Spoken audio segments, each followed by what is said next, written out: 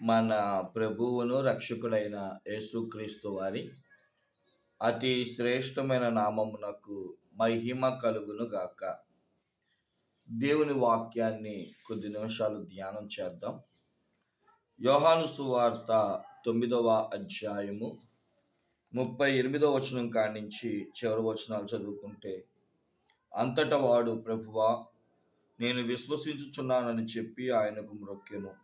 అప్పుడు యేసు, చూడని వారు చూడవలను, చూచువారు గుడ్డువారు కావలను అను తీర్పు నిమిత్తము నేను ఈ లోకమునకు వచ్చుతునని చెప్పెను. ఆయన యొద్దనున్న పరిసయ్యులలో కొందరు ఈ మాటలు విని, మేమును గుడ్డివారమా అని అడిగిరి. అందుకు యేసు, మీరు గుడ్డివారైతే మీకు పాపము లేక పోవును గాని, చూచుచున్నామని మీరిప్పుడు చెప్పుకొనుచున్నారు గనక మీ పాపం నిలిచి ఉన్నదని చెప్పెను. చదవబడిన వాక్యాన్ని మనం పరిశీలించిన వారమైతే, యోహాను సువార్త 9వ అధ్యాయము యేసుక్రీస్తు ప్రభువారు ఒక గుడ్డివానిని స్వస్థపరిచిన విధానము మనం చూస్తూ ఉంటాం. యేసయ్య దారి గుండా వెళ్తా ఉంటే శిష్యులు అడుగుతారు, అయ్యా, వీడి గుడ్డివాడు ఎలా అయ్యాడు? వీడు చేసిన పాపమా, వీడి తల్లిదండ్రులు చేసిన పాపమా అని అడిగినప్పుడు, వీడే కానీ వీడి తల్లిదండ్రులు కానీ ఏ పాపం చేయలేదు, ఇదిగో దేవుని నామానికి మహిమ రావడానికి వీడు గుడ్డివాడయ్యాడని చెప్పి ఆ వ్యక్తి యొక్క కన్నుల మీద బురద రాసి, అంటే ఉమ్ము వేసి బురదను చేసి ఆ నేల మీద ఆ మట్టిని కళ్ళకు రాసి వెళ్ళి కడుక్కోమన్నప్పుడు వాడు స్వస్థత పొందినట్లుగా మనం చూస్తాం. అయితే కొంతమంది ఆ పరిచయులు అయిన వారు గుడ్డివాడిని అడుగుతారు, నువ్వు ఎలా స్వస్థత పొందావంటే, ఎవరు స్వస్థపరిచారో నాకు తెలియదు కానీ ఇప్పుడు నేను చూస్తున్నాను, నాకు గుడ్డితనం పోయింది అంటారు. అక్కడున్న వారి తల్లిదండ్రులు కూడా అడుగుతారు, పరిచయులు అక్కడున్న వారు, వీడు ఎలాగా స్వస్థత పొందాడు మాకు తెలియదు, నిజంగా ఇటు గుడ్డివాడేనా? గుడ్డివాడే. సరే, ఇక ఈ పరిచయులు ఇవన్న వారు ఏం చేయాలో తెలియక ఆ పెద్దలు ఆ గుడ్డివాడిని వెలివేశారు. ఎప్పుడైతే వెలివేశారో ఆ మాట విన్నా, వెలివేసి పడ్డాడు అని ఆ మాట విన్న యేసు ఆ గుడ్డివాడి దగ్గరికి వచ్చి, నేను స్వస్థపరిచింది నేనే అని చెబుతూ ఈ 39వ వచనంలో ఉన్న శ్రేష్టమైన మాట మన అందరికీ చెప్తున్నారండి. చూడని వారు చూడవలను, చూచువారు గుడ్డువారు కావలను అను తీర్పు నిమిత్తము నేను ఈ లోకమునకు వచ్చుతునని చెప్పాను. ఒక మాటలో మనం అర్థం అవ్వాలంటే, ఈ క్రిస్మస్ సందేశంలో చూడని వారికి తను తాను చూపించబడాలి అని యేసుక్రీస్తు ప్రభువారు ఈ లోకానికి వచ్చారు. అవును, యేసుక్రీస్తును చూడాలి అనగా, మనం చదువుకున్న వారమైతే అసలు దేవుడు ఎలా ఉంటాడో తెలియని ప్రజలు. తిమోతికి రాసిన పత్రికలో అయితే మనము చాలా స్పష్టంగా, మొదటి తిమోతికి రాసిన పత్రిక 6వ అధ్యాయం 15-16 వచనాల్లో, శ్రీమంతుడును అద్వితీయుడగు సర్వాధిపతి యుక్తకాలమందు ఆ ప్రత్యక్షతను కనపరచెను. ఆ సర్వాధిపతి రాజులకు రాజును ప్రభువులకు ప్రభువై ఉన్నాడు. సమీపింపరాని తేజస్సులో ఆయన మాత్రమే వసించుచు అమరత్వ గలవాడై ఉన్నాడు. మనుషులలో ఎవడునూ ఆయనను చూడలేదు, ఎవడునూ చూడనేరడు. ఆయనకు ఘనతయు శాశ్వత ప్రభావమును కలిగియుండును గాక. ఆమేన్. చూడండి, తండ్రి అయిన దేవుని గురించి చెబుతూ ఎవ్వరునూ ఆయన చూడలేరు. ఎందుకని? సమీపించరాని తేజో మహిమతో దేవుడు అని పిలువబడుతున్న వారు ఆయన ఎవరికీ కనబడకుండా, ఎవరూ చూడలేకుండా ఉన్న ఒక గొప్ప అమరత్వము కలిగిన వాడై తేజస్సుతో ప్రకాశిస్తున్నాడని, ఎవరూ చూడలేకపోతున్నారని బైబిల్ చెప్తుంది. తండ్రి అయిన దేవుణ్ణి ఎవ్వరూ చూడలేకపోతున్నారంట. అందుకనే దైవత్వములో ఒక లక్షణమైన క్రీస్తు ప్రేమ తను శబ్దమై ఈ లోకానికి శరీరధారిగా రావాలని యోహాను సువార్త 1వ అధ్యాయం 1వ వచనములో, ఆ దేవుడే కృపాసత్య సంపూర్ణుడుగా వాక్యముగా, అందుకని ఆదియందు వాక్యముండును, వాక్యము దేవుని యొద్ద ఉండును, వాక్యమే దేవుడై ఉండునని చెబుతూ, ఆ వాక్యమే 14వ వచనం, శరీరధారి అయి కృపాసత్య సంపూర్ణుడిగా మన మధ్య నివసించెను. తండ్రి వలన కలిగిన అద్వితీయ కుమారుని మహిమ వలన మనము ఆయనను మహిమను కనుగొంటిమి అంటున్నాడు. కాబట్టి దేవుడిని ఎలా కనుగొంటున్నాము అంటే వాక్కయున్న దేవుడు శరీరధారిగా వచ్చాడు. అందుకనే 18వ వచనములో మనం చూసిన వారైతే ఎవడునో ఎప్పుడైనానో దేవుణ్ణి చూడలేము, తండ్రి రొమ్మునున్న అద్వితీయ కుమారుడే ఆయనను బయలుపరచెను. తండ్రి రొమ్మునున్న అద్వితీయ కుమారుడే తప్ప ఎవరు తండ్రి ఎలా ఉంటాడు, ఈ స్వభావ లక్షణాలతో ఉంటాడు, ఈ దివ్య సుందర స్వరూపముతో ఉంటాడని ఎవ్వరూ కూడా చెప్పలేదు.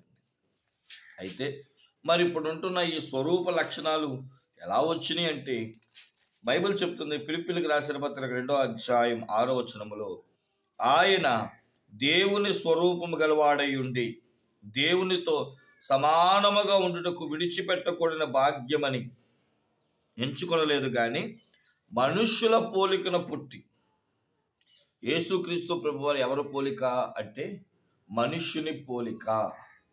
స్వరూపానికి పోలికకి చాలా తేడా ఉంది. స్వరూపము, రూపము, ఇతడు అక్షరం తండ్రి రూపము అంటాం, తండ్రి కళ్ళు, అది కాదు, తండ్రి స్వభావాలు. మనిషి పోలిక అంటే మనిషి యొక్క రూపం.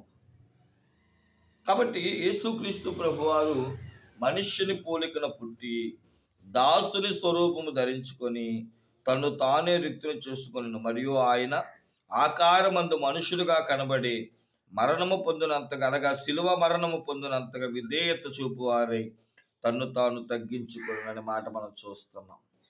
యేసుక్రీస్తు ప్రభువారు మానవుని యొక్క స్వరూపాన్ని ధరించాడు. దాసుని యొక్క పోలికన ఆయన జన్మించినట్లుగా మనం చూస్తున్నాం. ఎందుకయ్యా ప్రభు అంటే గుడ్డివాడు దేవుణ్ణి చూడలేడు. అంతేగా, నలుగురు గుడ్డివారు ఏనుగును చూడాలని వెళ్ళి ఒకడేమో తోకను పట్టుకొని ఇదే ఏనుగు అనుకున్నాడు, మరొకడు తొండం పట్టుకుని ఇదే ఏనుగు అనుకున్నాడు, ఒకడు దాని చెవులు పట్టుకుని ఇదే ఏనుగేమో అనుకున్నాడు, మరొకడు కాలు పట్టుకొని ఏనుగంటే స్తంభము, ఏనుగంటే చాట, ఏనుగంటే బాదు, ఏనుగంటే చీపిరి కట్ట అంటూ ఎవరికి తోచినట్లుగా వారు చెబితే కళ్ళున్నవాడు చెప్పాడు, అరే బాబు, తొండం అనేది ఏనుగులో ఒక భాగము, కాళ్ళు అనేది ఏనుగులో ఒక భాగము, చెవులు అనేది ఏనుగులో ఒక భాగమే కానీ ఏనుగు కాదు. మీరు పట్టుకున్నది ఏనుగుల్లో ఒక భాగము కానీ ఏనుగుని కాదు. నిజమే కదా. ఈరోజు యేసయ్య ప్రేమను చూసి లేదా దేవుని ప్రేమను చూసి దేవుడంటే ప్రేమామయుడు అనుకుంటాం, ఆయన కరుణ చూసి కరుణామయుడు అంటాం, దయ చూసి దయామయుడు అంటాం. దేవుడంటే ఏంటో పూర్తిగా ఎవరికి తెలియట్లా. ఫిలిప్పు కూడా అయ్యా తండ్రిని చూడాలనుకుంటున్నాము అంటే నన్ను చూచిన వారు తండ్రిని చూచినట్లే అని యేసుక్రీస్తు ప్రభువారు చెప్పారు. మరి యేసుక్రీస్తు ప్రభువారిలో తండ్రిని ఎలా చూడగలము అని అంటే ఆయనలో ఉన్న స్వరూపాన్ని బట్టి.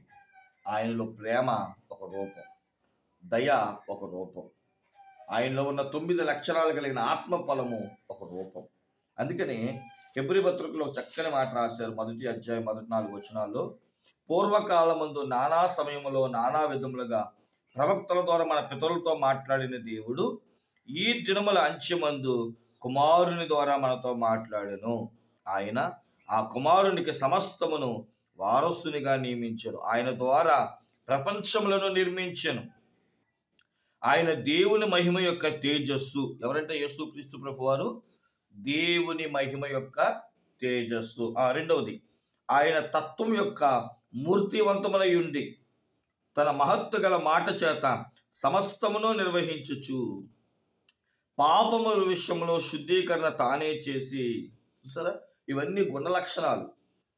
దేవదూతల కంటే ఎంత శ్రేష్టమైన నామం పొందునో వారికంటే అంత శ్రేష్ఠుడై ఉన్నత లోకమునందు మహామహుడుకు దేవుని కుడిపార్శ్వమున కూర్చుండెను.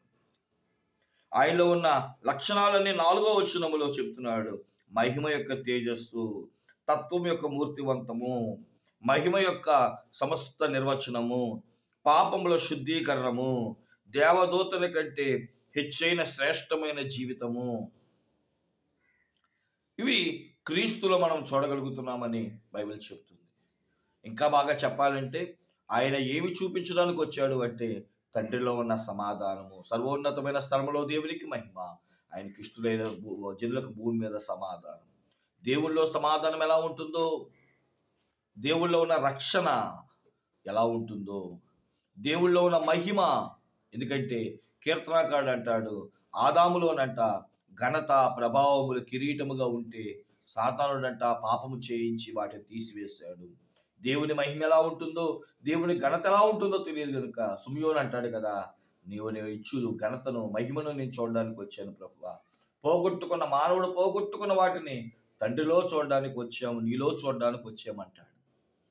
కాబట్టి ప్రియమైన దేవుని బిడ్డలారా, ఆయనలో ఉన్న జీవము, సత్యము ఇవన్నీ కుమారుని ద్వారా తండ్రిలో మనం చూడబోతున్నాం, లేదా తండ్రిలో ఉన్నవి కుమారుని యేసులో చూడబోతున్నాం. కాబట్టి ఒక్క మాటలో చెప్పాలంటే, యేసుక్రీస్తు ప్రభు వారి యొక్క భూమికి రాక, ఈ లోకములకి రాక, తండ్రి అయిన దేవుణ్ణి తనలోని చూపించి, తన ద్వారా రక్షణలోనికి నడిపించి, మహిమైన దేవుని పరలోక రాజ్యమునకు వారసులుగా చేయాలన్నదే కుమారుని యొక్క ఉద్దేశం. అందుకని ఆయన భూమి మీదకి దిగి వచ్చాడు, ఈ లోకానికి వచ్చాడు, ఉద్భవించాడు, మన మధ్య నివసించాడు, మరణించాడు, మృత్యుంజయుడై తిరిగి లేచాడు. అంటే లోకనాథుడిని ఈ క్రిస్మస్ మాసంలో బాలయేసునిగా మనము పూజించి, ఆరాధించి, కొనియాడి, పశ్చాత్తాపడి ఆయనను వేడుకుందాం. రండి, తలవంచండి, ప్రార్థన చేసుకుందాం. మహామగరుడు అయిన మా తండ్రి, మహోన్నతుడానికే వందనాలు. వినవాక్యం ప్రకారం జీవించే అనుభవాన్ని వాక్యమని మహామహిమతో నీ సన్నిధానం ముందు అడిగి వేడుకొని పొందుకొనిచున్నాము మా పరమ తండ్రి. ఆమేన్, ఆమేన్, ఆమేన్. అందరికీ క్రిస్మస్ శుభాకాంక్షలు. దేవుడు మిమ్మల్ని దీవించును గాక. ఆమేన్. God bless you. God bless India.